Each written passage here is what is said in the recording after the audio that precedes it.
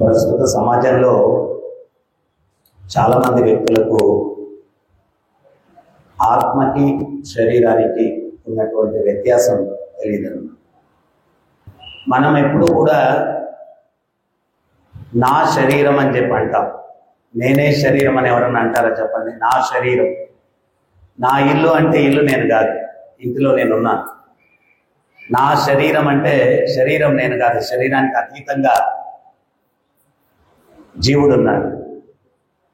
మరణించినప్పుడు కూడా మీరు గమనించవచ్చు, శరీరం అంతా అట్లాగే ఉంది. పోయాడు పోయాడు పోయాడు అంటే ఎవడు పోయాడు? శరీరం అక్కడే ఉంది కదా, అన్ని అవయవాలు అట్టే ఉన్నాయి. పోయాడు పోయాడు అంటారు. ఆ పోయినటువంటి వ్యక్తే జీవశక్తి, ఆ జీవుడు. అంటే శరీరం అన్నటువంటిది వాహనం, నడిపించేవాడు ఆత్మ, డ్రైవర్ లాంటి వాడు. ఆ డ్రైవర్ లేకపోతే వాహనం నడవదు. అదే రకంగా ఈ జీవుడు లేకపోతే ఈ శరీరంలో చైతన్యం ఉండదు. ఆత్మ యొక్క లక్షణాలు శాస్త్రాలు వర్ణిస్తాయన్నమాట, వివరిస్తాయి. ఫీలింగ్, విల్లింగ్, థింకింగ్, ఈ మూడు లక్షణాలు ఉన్నప్పుడు ఆత్మ ఉన్నట్టు. ఫీలింగ్ అంటే అనుభూతి, థింకింగ్ అంటే ఆలోచన, కోరిక, ఈ మూడు. ఆ మూడు ఉన్నప్పుడే ఆత్మ ఉన్నట్టు లెక్క అన్నమాట. సో ఆ మూడు ఆత్మ యొక్క లక్షణాలు. భగవద్గీతలో భగవంతుడు చెప్తూ ఉన్నారు,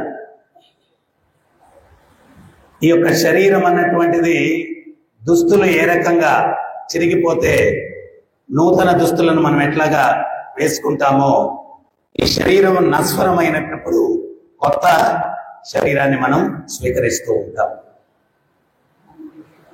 అయితే ఈ శరీరంలో చేసినటువంటి కర్మలు మాత్రం మన వెంట వస్తూ ఉంటాయి. ఇప్పుడు మనం ఒక ఇంట్లో ఉన్నాం, అప్పులు చేసాం, ఇల్లు మారిపోయాం. అప్పులు ఇచ్చిన ఆయన ఏం చేస్తాడు? పలానా సుబ్బారావు ఇంట్లో ఉండాలి, ఇప్పుడు ఎక్కడ ఉన్నాడు ఎత్తుక్కుంటూ వస్తాడు. ఈ కర్మలు కూడా మన శరీరం మారుస్తున్నా కానీ ఆత్మతోటి కర్మలు వస్తాయి. ఇవన్నీ కూడా శాస్త్రపరంగా ఉన్నటువంటి సత్యాలు. ఇవన్నీ తెలుసుకొని దానివల్ల వ్యక్తులు ఏంటి అంటే, రేపు ఎవరు చూశాడయ్యా చేసే పాపం, అట్లా అనుకోనే ఆ పాపాలకు పర్యవసానం ఇప్పుడు కష్టాలు అనుభవిస్తూ ఉన్నాం. ఈరోజు మనం కష్టాలు అనుభవించడానికి కారణం ఏంటి అంటే, ముందు జన్మలో ఎవడో మన ఫ్రెండ్ చెప్పుంటాడు, పాపం లేదు పుణ్యం లేదు అనుభవించేరా అని ఉంటాడు. వాడి మాటలని మనం నాశనం అయిపోయాం, పాపాలు చేసేసి ఇప్పుడు దాని పర్యవసానం ఇప్పుడు కష్టాలు అనుభవిస్తూ ఉన్నాం. భగవద్గీతలో భగవంతుడు స్పష్టంగా చెప్తాడు, కారణం గుణసంగ దోషం సత్ అసత్యోనిషు జన్మషు. మంచి జన్మలు ఎత్తడానికి చెడు జన్మలు ఎత్తడానికి కారణం ఏంటి అంటే మనం చేసినటువంటి కర్మలు. ఇప్పుడు మెకానికల్ గా ఏదైనా జరుగుతుంది అనుకోండి, అన్నీ ఒకే రకంగా ఉండాలి. ఒక తండ్రికి పుట్టిన బిడ్డలే ఒకే రకంగా ఉండరు. ఒకటి తెలివితేటలు ఒక రకంగా ఉంటాయి, ఇంకోటి తెలివితేటలు ఇంకో రకంగా ఉంటాయి. ఒకటి ఆరోగ్య పరిస్థితి ఒక రకంగా ఉంటుంది, ఇంకోటి ఆరోగ్య పరిస్థితి ఇంకో రకంగా ఉంటుంది. ఒకటి ఆర్థిక పరిస్థితి ఒక రకంగా ఉంటుంది, ఇంకోటి ఆర్థిక పరిస్థితి ఇంకో. ఈ తారతమ్యాలన్నిటికీ కారణం ఏంటి అంటే ఆ పర్టికులర్ జీవుడు చేసినటువంటి కర్మలను బట్టి భగవంతుడు ఫలితాలు ఇస్తూ ఉన్నాడు.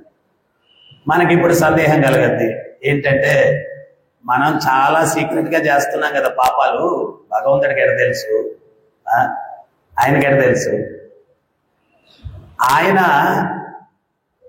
మనం చేసే పాపాలను విట్నెస్ చేయడానికి బయట లేడు, మన లోపలే పరమాత్మ రూపంలో కూర్చొని ఉన్నాడు. అందుకనే ముండకోపనిషత్, శ్వేతేశ్వర ఉపనిషత్ చెప్తుంది, శరీరం అనేటువంటి చెట్టు మీద రెండు పక్షులు కూర్చొని ఉన్నాయి, ఒకటి జీవాత్మ, ఒకటి పరమాత్మ. జీవుడు చేసే ప్రతి ఒక్క పని కూడా పరమాత్మ గమనిస్తూ ఉన్నాడు.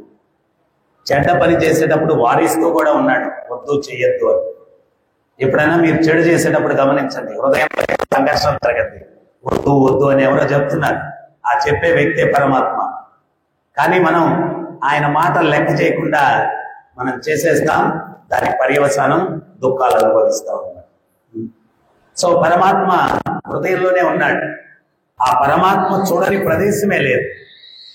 ఇంతకు ముందు జనాలు పాపాలు చేయకుండా ఉండేవాళ్ళు అంటే కారణం ఏంటి అంటే ఈ తత్వం నరనరంలో జీర్ణించుకుని ఉండింది. ఎందువల్ల అంటే పరమాత్మ ఆయన చూడని ప్రదేశం లేదు. నేను తప్పు చేస్తే దానికి శిక్ష పడుతుంది. అటువంటిప్పుడు తప్పు చేయడం దేనికి, శిక్ష పడడం దేనికి, కష్టాలు అనుభవించడం దేనికి అని చెప్పి వాళ్ళు జాగ్రత్తగా ఉండేవాళ్ళు. ధర్మరాజు మహాభారతంలో ఇంకోటి అడుగుతాడు ఎవరిని, భీష్ముడిని. ఎవడైనా తప్పు చేస్తే వాడికి శిక్ష పడకుండా ఉండాలంటే ఏంటి ఉపాయం అని అడుగుతాడు. అప్పుడు భీష్ముడు చెప్తాడు, 12 మంది సాక్షులు లేనటువంటి ప్రదేశంలో వాడు తప్పు చేస్తే వాడికి శిక్ష పడదు అంటాడు. అప్పుడు ధర్మరాజు ఆతృతగా అడుగుతాడు, ఎవరా 12 మంది సాక్షులు, ఎవరా 12 మంది సాక్షులు అంటాడు. అప్పుడు భీష్మ పితామహుడు చెప్తాడు, భూమి, ఆకాశము, గాలి, దిక్కులు, సూర్యుడు, చంద్రుడు, అగ్ని, వాయువు, వీళ్ళందరని లిస్టు చెప్తాడు. అంటే మీరు పాపం చేసేటప్పుడు గాలి లేని ప్రదేశంలో పాపం చేస్తే అప్పుడు మీకు శిక్ష పడదు. గాలి లేని ప్రదేశం ఉంటుందా? గాలి లేకపోతే నువ్వే ఉండవు కదా పాపం చేయడానికి. గాలి లేకపోతే నువ్వే ఉండవు పాపం చేయడానికి. భూమి మీద లేకుండా పాపం చేస్తే మళ్ళీ శిక్ష పడదు. మరి భూమి మీద లేకుండా నువ్వు పాపం చేయగలవా? సూర్యుడు చంద్రుడు లేకుండా పాపం చేయగలవా? దిక్కులు లేకుండా పాపం చేయగలవా? అంటే దాని అర్థం ఏంటి? నువ్వు ఎటువంటి పరిస్థితుల్లో పాపం చేసినా వీళ్ళల్లో ఎవరో ఒకరు సాక్షి ఉంటారు, నువ్వు ఖచ్చితంగా శిక్షింపబడతావు అని అర్థం. ఈ రోజుల్లో ఏంటి అంటే ఇంతకు ముందు విద్యార్థి గురుకులానికి వెళ్తే ఆ గురుకులంలో ఇవన్నీ చెప్పేవాడు. చిన్నప్పటి నుంచే ఒక అవగాహన ఉంటుంది. సుఖ దుఃఖాలకు కారణం ఏంటి? చాలా మందికి అర్థం కాదు. ఆడిపాడికి పాపాలు చేసేస్తా ఉంటాడు, కష్టాలు వస్తున్నాయని చెప్పి గుళ్ళు గోపురాలు తిరుగుతూ ఉంటాడు. మనిషి ఈరోజు ఎంత ఆధ్యాత్మిక అంధకారంలో ఉన్నాడు అంటే దేనికి కష్టం వస్తుంది అనేటువంటి కించిత్ అవగాహన కూడా లేదు. Newton's law, every action there is an equivalent opposite reaction. ప్రతి చర్యకు సమానమైనటువంటి ప్రతిచర్య ఉంటుంది. మామిడి విత్తనం వేస్తే మామిడి చెట్టే వస్తుంది, సపోటా చెట్టు రాదు. పాపం పని చేస్తే దాని ఫలితం దుఃఖం వస్తుంది, పుణ్యం పని చేస్తే దాని ఫలితం సుఖం వస్తుంది. సుఖ దుఃఖాలకు కారణం ఇది. ప్రభుపాదులు వారు సింపుల్ గా చెప్తారు, అందరికీ ఆనందం కావాలా, ఎవరికి దుఃఖం వద్దు. మరి ఆనందానికి సూత్రం ఎవరికి తెలియదు. ఇప్పుడు ప్రభుత్వ చట్టాలు ఉన్నాయి, వాటిని ఉల్లంఘిస్తే ప్రభుత్వం శిక్షిస్తుంది. అదే రకంగా ప్రకృతి ఉంటే ప్రకృతి శిక్షిస్తుంది. Ignorant of law is no excuse. నాకు చట్టం తెలియదండి, అందువల్ల హత్య చేశాను, ఈ ఒక్కసారికి సన్మానం చేయండి అంటే ఒప్పుకుంటారా? సామాన్య సమాజంలో చట్టం తెలుసుకొని జీవనాన్ని గడపాలి. ప్రకృతిలో జీవించేటప్పుడు ప్రకృతి చట్టాలు తెలుసుకొని జీవనాన్ని గడపాలి. అప్పుడు మీకు సందేహం కలుగుతుంది, గురువుగారు ప్రకృతి చట్టాలు ఎక్కడ ఉన్నాయి? ప్రకృతి చట్టాలు ఇక్కడ ఉన్నాయి, భగవద్గీత దీంట్లో ఉన్నాయి ప్రకృతి చట్టాలు. ఇది మానవాళికి మాన్యువల్. ఏదన్నా యంత్రాన్ని కొన్నప్పుడు ఒక మాన్యువల్ ఇస్తారు. ఆ మాన్యువల్లో ఆ యంత్రాన్ని ఎట్లా ఆపరేట్ చేయాలనేటువంటి సత్యాలు ఉంటాయి.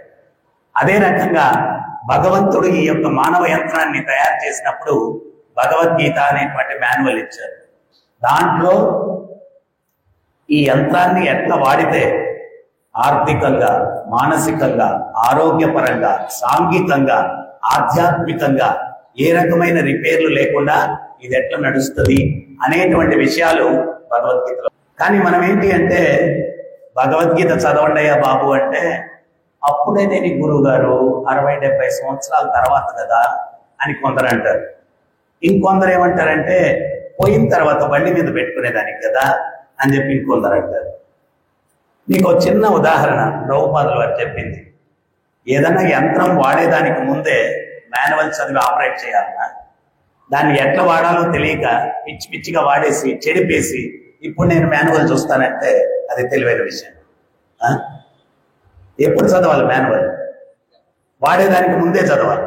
సో ఈ శరీరాన్ని ఉన్నటువంటి యంత్రాన్ని వాడేదానికి ముందే భగవద్గీతను చదవాలి.